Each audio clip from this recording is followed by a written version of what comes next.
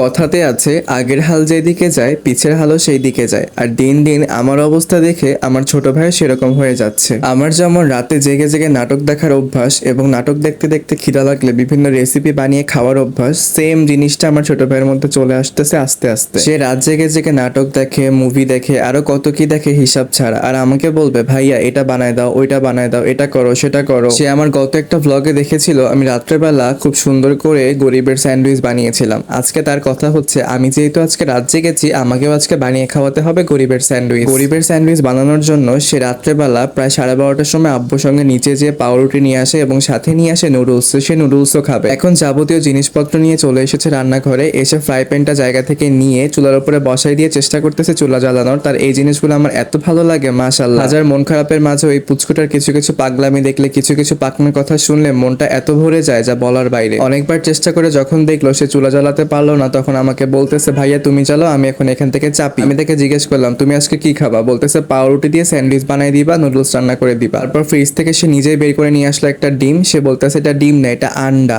Sorry guys, আজকে আপনাদেরকে সালাম দেওয়া হয়নি এবং জিজ্ঞাসা করা হয়নি আপনারা কেমন আছেন। সবাইকে আসসালামু আলাইকুম এবং সবাই কেমন আছেন অবশ্যই কমেন্টে জানাবেন। আর আমার ভয়েসটা শুনতে যদি অন্যরকম মনে হয় সবাইকে সরি বলতেছে। আমার অনেক বেশি ঠান্ডা লাগছে, এই জন্য ভয়েসটা অনেক ভারী ভারী মনে হতে পারে। এদিকে সে অনেক বেশি মজা করতেছিল। সে বলতেছে মুরগি এইভাবে ডিম পারে না, কক কক করে, আমি আজকে ডিম পারবো। তার সঙ্গে মজা করতে করতে আমি চুলার উপরে ফ্রাই প্যান বসানো যেহেতু আগে থেকে ছিল তার মধ্যে দিয়ে দিলাম 2 পিস পাউরুটি। এখন সেগুলোকে ভেজে নেব বললে ভুল হবে। পাউরুটির 2 পিসকে একটু সুন্দর করে ছেঁকে নেব এবং লাল করে নিব। এখন চলে এসেছে ডিম পোস্ট করার পালায়। আজকে ডিম পোস্টটা একটু অন্যভাবে করছি। সাথে দিয়ে দিচ্ছি লবণ এবং সাথে থাকবে ধনিয়া গুঁড়া এবং কিছু পরিমাণ জিরা গুঁড়া। আমি যেদিন গরিবের স্যান্ডউইচ বানিয়েছিলাম সেদিন আমি নর্মাল ভাবে ডিম ভেজেছিলাম, কিন্তু ভাবলাম আজকে তাকে একটু অন্যভাবে স্যান্ডউইচটা বানিয়ে দিই, তাহলে তার খেতেও ভালো লাগবে। এই তো আমি ডিমের মধ্যে যাবতীয় প্রয়োজনীয় যা যা লাগতো সবকিছু দিয়ে দিয়েছি। আমার ডিম ভাজাও এখন কমপ্লিট হয়ে গিয়েছে। এখন ডিমটাকে হালকা করে উল্টে দিলাম। আজকে আমি কুসুমটা ভাঙিনি, আস্তই রেখেছি। এই তো আমি এখন দিয়ে দিলাম রুটির মাঝখানে ডিমটাকে। এখন রুটিটাকে একটু উলট পালট করে ভেজে নিলে হয়ে যাবে গরিবের স্যান্ডউইচ। এই তো গরিবের স্যান্ডউইচ বানিয়ে চলে এসেছি 2 ভাই রুমে। সে এসে খাওয়া শুরু করে দিয়েছে। সে বলতেছে ভাইয়া অনেক মজা হয়েছে ডিম ভাজিটা। সে আমাকে শুরুতেই বলেছিল